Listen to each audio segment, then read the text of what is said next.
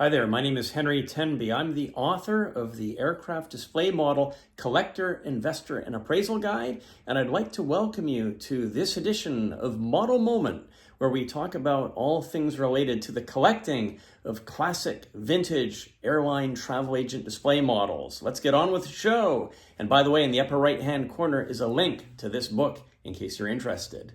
We're going to be looking at the Boeing 737-200 and its operation in Canada as told through fantastic travel agent display models. These are 1/50th scale Boeing 737-200 models, and I love the 737-200. I worked for an airline that operated 737-200s back in the 90s, and I'm going to be going over my collection with you and sharing some Canadian airline history with you at the same time. So sit back, relax. This is going to be a fantastic, fun journey. We're going to start our journey on the east coast of Canada with Eastern Provincial EPA. They were based in Gander, Newfoundland, and in the 1960s they had an assortment of prop-driven airplanes that served their Atlantic Canada regional routes. And in the mid-1960s they ordered a small fleet of Dart Heralds, Henry Page Dart Heralds, and by the late 1960s, it was time for them to enter the jet age. And they took delivery of their first Boeing 737-200 in 1969. And that would be when this model dates from. This is a Boeing factory model. Could have been made by Boeing Model Shop. Could have been made by Pacific Miniatures. It's a standard Pacific Miniature one-piece fiberglass blank. And as I say, it's hard to say who made the model. There is no indication. So it is beautiful. It's in the original 1969 delivery scheme. The aircraft does have a fictitious registration on it, N73711. So that would indicate that the model was made before any Canadian registrations had been allocated to Eastern Provincial Airlines. So for sure, this model dates from 1969. We do know that Eastern Provincial took delivery of 3 Boeing 737s in the late 60s, early 70s, and the registrations were CFEPL, EPO, and EPP. And by the mid-70s, Eastern Provincial had about 6 or 7 737-200s in their fleet. The long-haul routes for Eastern Provincial were typically between Atlantic Canada and Toronto, Montreal. However, Eastern Provincial did operate charters as well down to sun destinations, Florida and the Caribbean. They were very rarely seen outside of Eastern Canada. So Eastern Provincial Airlines in the late 60s, early 1970s were, there was talks about the company merging with Nordair and Quebec Air, and there was even talk of Boeing 737s being shared between Nordair and Quebec Air on a long-term basis, and there were some short-term leases of 737s between EPA and Nordair as well. So yeah, this model is in really nice shape. It does have some yellowing, but yeah, it's on its original base. I would guess it's probably a Boeing factory model, but whatever the case, it is a very, very nice specimen of this particular airline. As I say, by 1975, 1976, the company had 6 or 7 737-200s on strength. Usually they would have one airplane that would be leased out to another airline, and their airplanes were in this color scheme pretty much right till the time that they merged or were absorbed by CPA, or Canadian Airlines. And because we're starting our show on the Eastern Canadian-based Boeing 737-200s, it's only logical that our next airline will be none other than Nordair. And here we have Nordair's beautiful 737-200. This model has the short engine stacks, the short engine nacelles, very similar to the Eastern Provincial model that we just saw. And what a beautiful color scheme that Nordair had in the 1960s. And again, this color scheme lasted, I believe, until about 1983 when they introduced, it was kind of like a rainbow color scheme, like a sunrise, multiple colors on the tail. So this color scheme was their trademark colors right through, well, from the 60s right through the 1970s. You'll notice this aircraft has the registration CFNAL. that is actually not an authentic registration. Again, this is a created registration by whoever made the model. I suspect it was made by the Boeing model shop. Maybe it was made by Pacific Miniatures. It's on a standard Pacific Miniatures base. And the NAL stands for Nord Air Limited.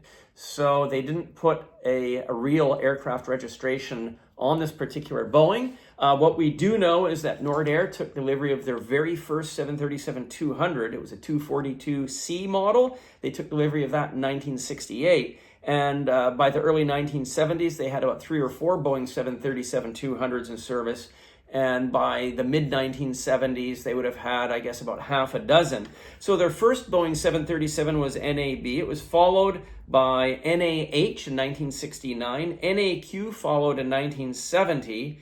Then they had NAP in 1971, NAW in 1973, and a completely off-series registration, CGNDL, came in 1975. Nord Air also operated 3 737s that it had leased from United Airlines, at least one of which was shared with Eastern Provincial. So where did Nord Air operate their 737-200s? Well, Nord Air was very active in northern charters, so they did a lot of northern charter work up to the Northwest Territories and northern Quebec, supplying communities, and their aircraft, a number of their aircraft were C models, combis. They had main deck cargo doors.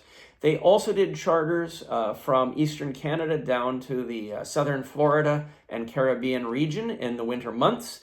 And Nord Air also operated a sched route from Montreal to Toronto and even as far west as Winnipeg by the early 1980s.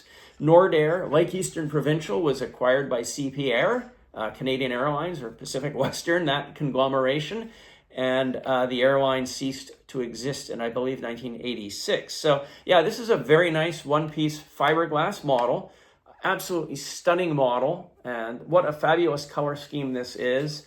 I really like these Canadian 737s. They're very special to me because I am Canadian. And as I say, I have a personal connection to 737-200. I actually leased and purchased a number of 737s back in the day. So they're an airplane I'm intimately familiar with. So I hope you find this model as gorgeous as I do. I mean, isn't it beautiful? The color scheme is just spectacular.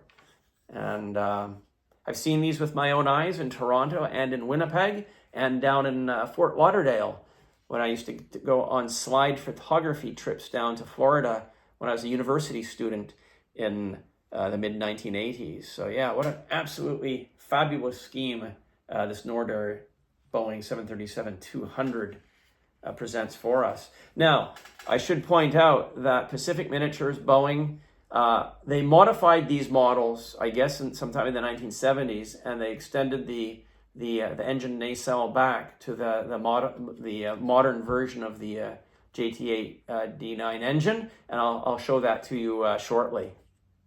Before we move west, our third and final operator of the Boeing 737-200 from Eastern Canada would be Montreal-based Quebec Air. Now, Quebec Air was also based in Quebec, of course, and based in Montreal, just like Nord Air. And look at this beautiful color scheme on this model. Absolutely stunning. It's a 1/100th scale model. It's a high detail model. And look at the wing surfaces. And the registration on this beautiful model is CGQBH. So Quebec Air didn't actually acquire their 737s until the early 1980s. And they had them on strength from about 1981-82 till about 1986-1987. And what Quebec Air did is they basically replaced their older Boeing jets that they had in the 1970s, which included, well, they had two 707s. They were short model, ex-American Airlines. They had one 727-100 in, well, the mid-1970s, and they had a fleet of 3 BAC 111s. So they basically got rid of all those types and went standardized on the 737-200. The first 737-200 for Quebec Air was delivered in 1982. And the registrations were QBB, QBA, QBC, QBD, QBH, which is this particular airplane, which was delivered in 1985.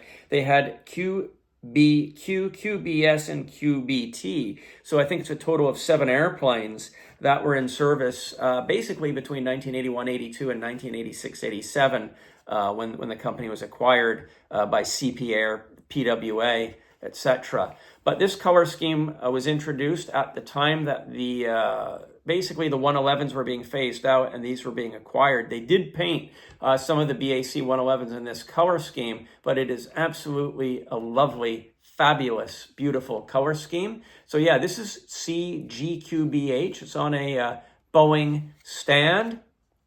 Who made this model? I don't know. Could have been made by the Boeing model shop. It is a very high quality model.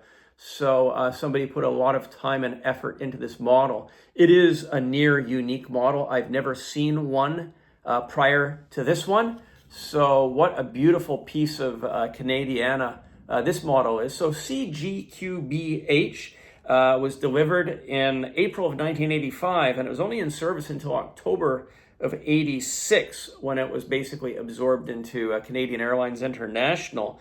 Quebec Air operated their 737s in a similar geographic region to Nordair. Basically, they had their Eastern Canadian schedule routes through Quebec up to northern Quebec, cold winter month charters down to Florida and the Caribbean. They rarely came out west. It would have been perhaps for a charter, but living here in Vancouver, I don't think I ever saw this airplane here in Vancouver in the 1980s. And yeah, they were, look at the detail on the underside of this, how the beautiful, they've got the gray outlines here. It's magnificent model, absolutely magnificent model. And yeah, these 737-200s, 2 of them were C models, which meant combi. They had main deck cargo doors, although QBH, this particular aircraft, did not have the main cargo deck doors. So yeah, isn't this an absolutely stunning model? And what a fabulous color scheme that Quebec Air had. And yeah, fantastic. Well, I don't have any Transair of Winnipeg 737 models in my collection. I wish I did. They are conspicuous by their absence. So I'm going to jump clear across the country now over to Calgary and Vancouver. As we all know, in 1987 or late 86, Pacific Western Airlines acquired CP Air. The minnow swallowed the whale, and they merged Pacific Western Airlines into CP Air together, and they called the new entity Canadian Airlines International, CAIL. And of course, we have here in front of us 2 737-200 models with the Canadian Airlines livery. Both of these models would date from about 1987, thereabouts. And I'm going to talk about each of these models individually, because one of them is a cheapo and one of them is a high quality model. So let's start with the cheap one. This model is a 737-200 on the original base made by, Fratelli Cesana of Italy. Now, I remember back when I got the mailing address to this company, sometime in the early 90s, I sent them a letter saying that I was an aviation fan in Canada. Could I buy some of their models? And they wrote me back a letter saying they strictly would only deal with the airlines. They would not deal with a private collector like me. So my money was not welcome by Fratelli Cesana. Hard to believe.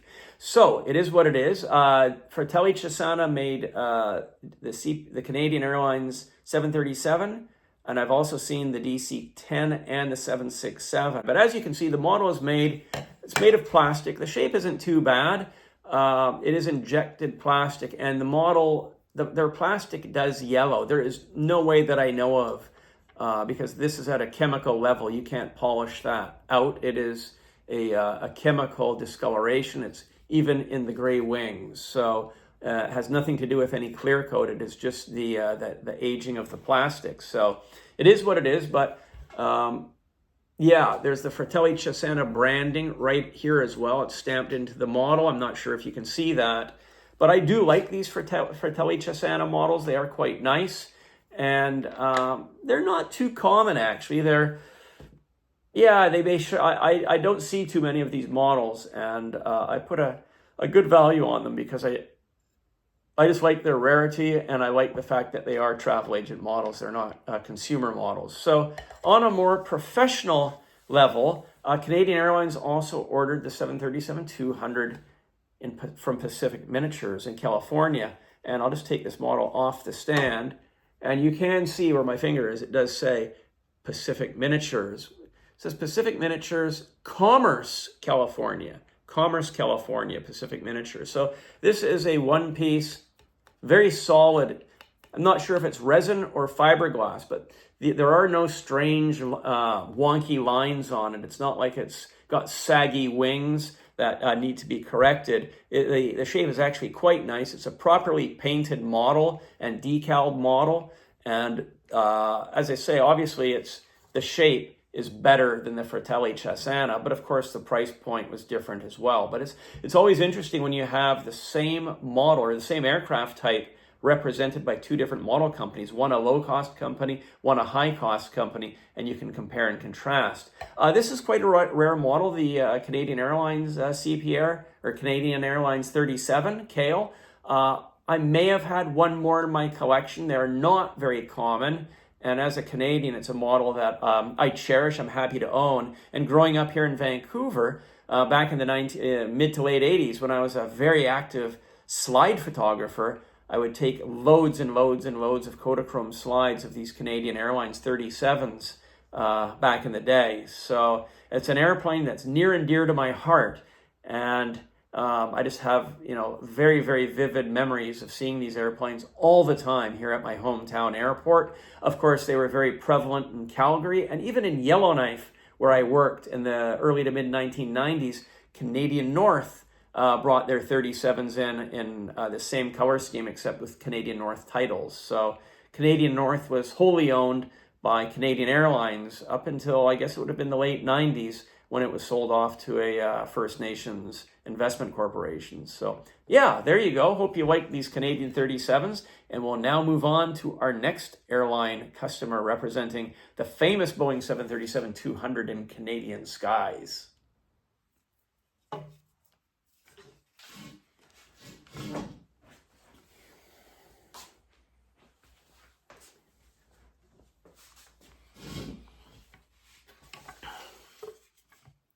Well, this is a beautiful Packman NWT Boeing 737-200 CGNWI, Whiskey India.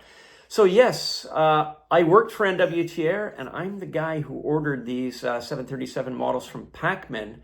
It would have been 1992, and I can tell you that with confidence because I clearly remember that we ordered these models for the 30th anniversary of NWT.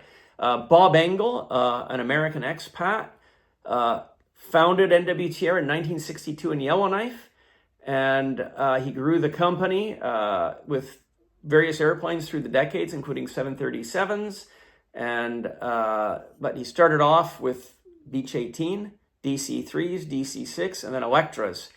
And it would have been, I believe, 1989 that he acquired two 737-200s, former Wien Air Alaska aircraft, through American Airlines, because American Airlines had purchased Wien Air Alaska, and the 737-200s with the main deck cargo doors were superfluous to American Airlines, and American Airlines said, well, we don't need them, sell them. And Bob Engel initially leased the aircraft and then purchased them from American Airlines. So yeah, these two airplanes went into service. Whiskey India and Whiskey November went into service with NWT based in Yellowknife in 1989. I joined the company in 1991. The company had its 30th anniversary in 92, and that's when we ordered these models. I was the guy who was a model freak in the company, and I spoke to a number of pilots and other people that worked for the company to see what kind of interest there was, because I think we needed to order 6 or 8, and we did muster up 6 or 8 people. I can tell you the cost on these models in 1992 was about $300 a piece. They were very expensive, and people didn't want to buy them, but it's a rare model. I can tell you that we ordered 6 or 8. Maybe Pac-Man made a few extras. I don't know. But as I say, I was the guy who spearheaded the order for these Pac-Man models. So I've spent many an hour between 1991 and 1997 flying on these aircraft. And during my time at NWT Air, I was in charge of the financial affairs of the company from a budgeting and aircraft lease and fleet analysis perspective. So I was actively involved in looking for airplanes for NWT Air to lease and acquire. And during the time that I worked for the company, the fleet went from 2 737s up to 4. We had an old Pacific Western Airlines 737, as well as we purchased a newer 737-200 from Aer Lingus, CFNVT. So I was the guy who found those airplanes and was instrumental in the lease negotiations and purchase of those extra Boeings as well. So Bob Engel, when he sold NWT Air to Air Canada, he retained ownership of these 2 airplanes plus the Hercules, and he leased them back to Air Canada for NWT Air to operate. So for those of you that are airline fans and fans of Canadian aviation, NWT Air was sold to a First Nations corporation when was that? It was in the summer of 1997, and that's when my job ended with NWT Air. It was the same company that owned First Air. I think the Makovic Corporation were the purchasers of NWT Air, and they still own the remnants of the company today. If you're a fan of classic airliners, I'd like to tell you about my new book, Air Travel Time Machine, Kodachrome Memories, 1942 to 1960. This book features over 600 images, spread over 300 pages. It's a hardcover book, coffee table photo book, and it takes you on a look back at air travel during the 1940s and 1950s. It is a fabulous look at air travel the way it was back in the good old days when passengers dressed up, behaved, and flew on classic airliners. I'll give you a little bit of a tour of the book. Basically, as you can see, it's very high quality print. And the images are not your standard sterile ramp shots. These pictures feature people. They show the scenery around the airport. They show people boarding airplanes. They show people engaged in travel and what it was like back in the good old days of the airlines. So this book features pictures that were taken by random travelers, and I spent the last 30 years collecting these images. These are all images which have never before been seen. So the book is organized. I'll just give you a quick showing of the contents. It's organized by year. We go from the piston era to the jet age, the start of the jet age. And the book is in limited production. I've only printed a small number of these books, and once they're sold out forever. So if this is a subject matter that you find interesting, I encourage you to check out my website where you can find more information about how you can order the book. You might want to act before the book is sold out, as I know that this book will be something that you will be interested in. I mean, look at these beautiful images. They're just really something else, aren't they? If you'd like more information or would like to order my book, I've posted a link in the upper right-hand corner, so you can just click on that and I'd be happy to receive your order. But don't wait too long, because I've printed very limited numbers of these books. And once they're sold out, they will be sold out forever. This is a beautiful 1/100 scale Pac-Man 737-200. It's I think it is the only Pac-Man that I've ever been instrumental in ordering from the Pac-Man factory. And it's a small model, but I do have a personal connection to the model. And I've given you a rundown on the fleet.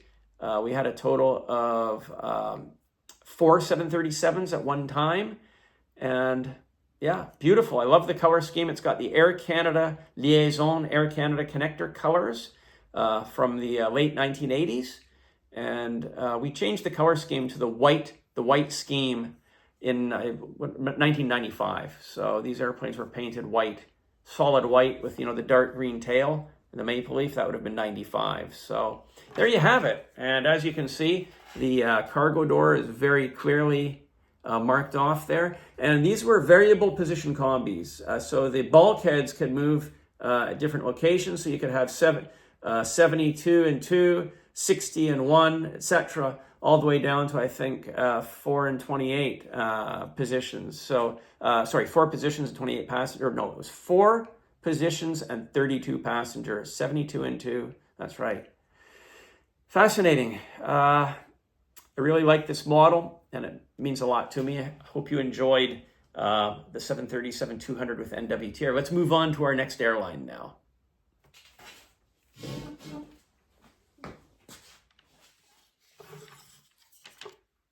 Well, we're now moving out west to BC and Alberta, and we have here a beautiful original 1968 delivery colors of the Pacific Western Airlines Boeing 737 with authentic registration. CFPWD, Papa Whiskey Delta, was in fact the very first 737-200 delivered from the Boeing factory to PWA. At the time, they were based in Vancouver, and this model does have the authentic short engine nacelles. As they were late, of course, the JT8D engine was they modified the nacelle and extended the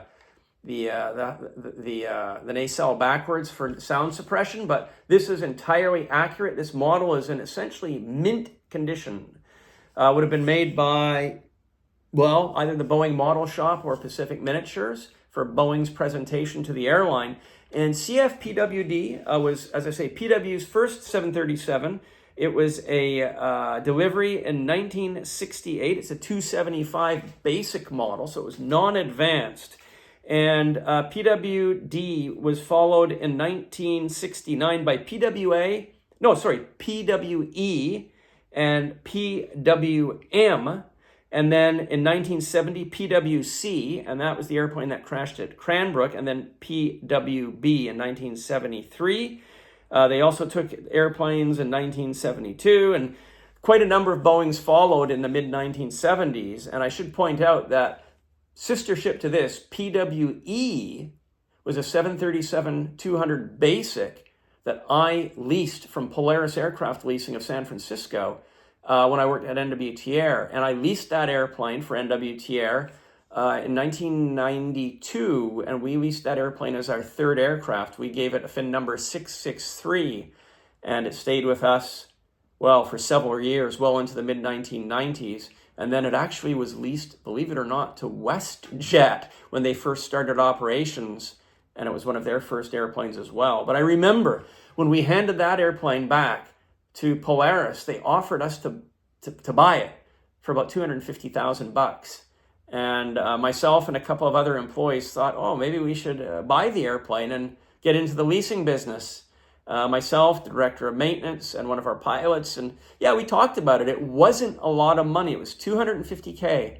And nothing happened. And Polaris maintained ownership of the airplane, and then they subsequently leased it to WestJet when they started operations in 96. So yeah, this is Pacific Western Airlines. It's a C model. It's got a cargo door. I'm just trying to see here. Pacific Western Airlines had actually PWD, which is this airplane, was not actually configured out of the factory with a cargo door. So for whatever reason, the model shop decided to put a cargo door on this particular airplane, which had the PWD registration. But that is artistic license on behalf of the model maker, but it must have been a conscious decision on somebody's part. But by the mid-1970s, PWA had about 15 737s in service. It was a very popular airplane. Essentially, PWA, it moved PWA out of the prop age into the jet age. PW had a fleet of Convair 640s. They had 4 707s. They had about half a dozen 640s and 2 727s, amongst other aircraft. But they pretty much standardized their scheduled airline operation in the mid to late 70s on the Boeing 737-200. And of course, as I already stated, it was Pacific Western Airlines that was the minnow that swallowed the whale. And this company purchased CP Air when it was on the verge of bankruptcy, and they merged the two operations together. So yeah, this is a very historic airplane. Love the color scheme. The mustache at front, very basic colors, but it's just such a very iconic color scheme, and I like it very much. So let's move from this Pacific Western Airlines to this Pacific Western Airlines. Can you see the difference? The upper model has the extended engines in the new colors. So let's have a look at this model as well. This is an extremely rare model. It's the only one such model I have ever seen, and it is an absolutely stunning, beautiful model. It would date from the mid-1970s. It's got a glass-like clear coat. It is absolutely stunning. I'm going to say that this model was made by the Boeing model shop. It's just too nice to be a Pacific miniature. It's got a very heavy clear coat on it, and it has got a glass-like finish. It is just a very high quality model. There is no registration on it. They did not put the registration on it, but we know that this color scheme was introduced in about 1974 and remained the main color scheme until PW introduced the wrap around the top, multiple blue color scheme of 79-80. So this color scheme remained in service from about 74 to 1980. There were still a number of these airplanes floating around in 82, 83, but by 1984, they were pretty much all painted in the new colors. And yeah, one of my favorite models. This again, look at the engine detail. This looks so cool. And this model is extremely rare. Some of you are probably wondering, oh, what's this model worth? Well, for me, it's very healthy four figures, just because it's probably the only one on the planet that survives in this condition.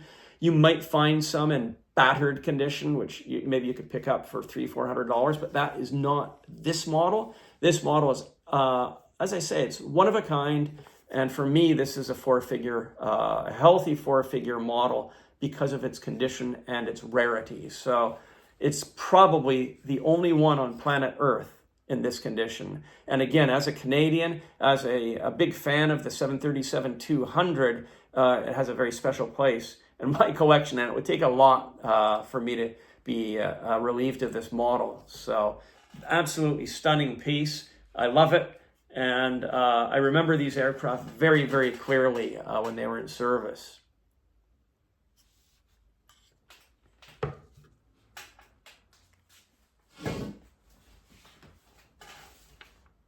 Before we get to our final Boeing 737-200 in Canadian skies, I want to share this 150th scale Air Canada DC-930. This is a big 150th scale floor model that I've got mounted on this Pac-Man base. But these models were all across Canada. The travel agencies in the 1970s and early 80s had these strung up from the ceilings, and I remember them. And this particular model is in absolutely fantastic condition.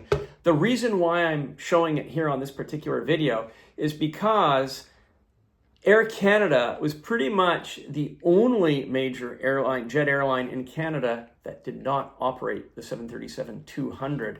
As I say, even Transair of Winnipeg operated, I think it was 4 737-200s, but Air Canada used the DC-930.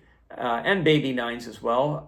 In the 60s and 70s, they had Baby 9s. But the DC-930 was the main staple intermediate range jet airliner in the Air Canada fleet. They operated a large number of DC-9s from the time they took delivery of the first Baby 9s in the mid-60s up until the time they retired these babies around 1990, late 80s.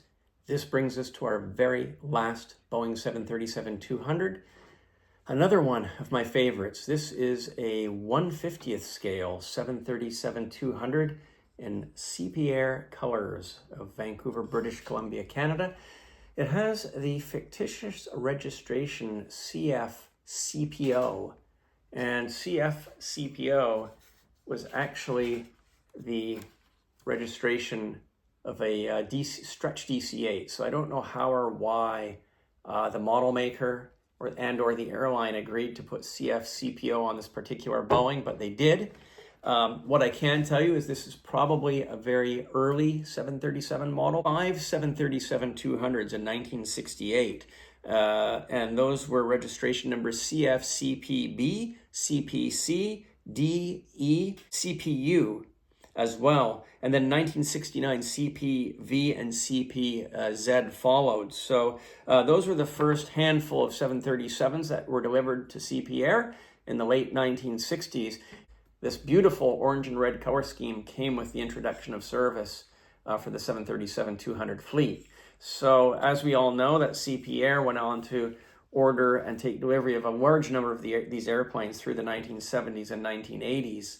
And by the time their company was purchased by Pacific Western Airlines in 1986-87, they had a huge fleet. I believe it was somewhere in the region of 20 to 30 737-200s. So the 737-200 has been a very successful and popular airliner here in Canada. It's been operated by pretty much all of the major jet operators, with exception to Air Canada, since the 1960s through to the early 1990s. And I would say there's no other jet airliner that has been more popular, more successful, certainly in the 1970s and 80s than the 737-200. It was a very, very reliable aircraft. It was efficient. It worked very well in Canada's cold and harsh climates, and it provided safe, profitable service for the Airlines of Canada. That is the story of Canada's iconic Boeing 737-200s and their service here in Canada. I hope you've enjoyed this video. I look forward to seeing your comments. If you are not already a subscriber to my channel, please do hit that thumbs up. That would be mega appreciated. Your comments will be read with great interest. And thanks for watching. I look forward to seeing you on my next video. It's been an awesome time. Thanks again. Bye-bye. Hi there, my name is Henry Tenby, and I'd like to tell you about my brand new book. It's called From Lodestars to Jets, and it's the most image-heavy, comprehensive, it's the most extensive history on Air Canada, Trans-Canada Airlines that has ever been published in the annals of aviation history. The book is absolutely loaded with images, that many of which have never been seen before. Let's have a look at the pages, and then you can decide if this book deserves a spot on your bookshelf. I'm going to give you a little bit of a tour of the book. Isn't that gorgeous? It is printed on 105 GSM paper, so it's super high quality paper. It is absolutely loaded with images. As I say, there are approximately 600 images, just under 300 pages. Many of these images have never been seen before. And the stories that are within these pages, many of them have long been forgotten, and it is information that is absolutely fascinating relating to engineering and fleet planning and fleet development issues at Trans-Canada Airlines. Look at that Viscount wing structure design, feathering system. We've got a section on the Bristol Freighter, some face changes around TCA engineering, and then sections on the Connie. Models make moolah, of course, for you aircraft model fans. Whole sections on the Connie North Star. There we go. Engineering Department, 1950. Fabulous shot taken at, where's this? Cartierville. Absolutely gorgeous. And this will take you back to the good old days of Trans-Canada Airlines. As I say, I believe this is the most comprehensive history on Trans-Canada, Avro jetliner, that's right. Trans-Canada Airlines was instrumental in the development of this aircraft. Of course, up to the jet age, the introduction of service to the DC-8s, and other airplanes that were considered by TCA at the time. This is not the same old Air Canada history that we've seen many times over the decades. This is all brand new information, brand new stories. I've posted a link in the upper right-hand corner of this video that'll take you to the book information and order page. Also, I should point out that time is of the essence. limited production on these books. Once they're sold out, they're probably sold out forever. And I hope you will enjoy the book as much as I enjoyed putting it together. Thank you very much.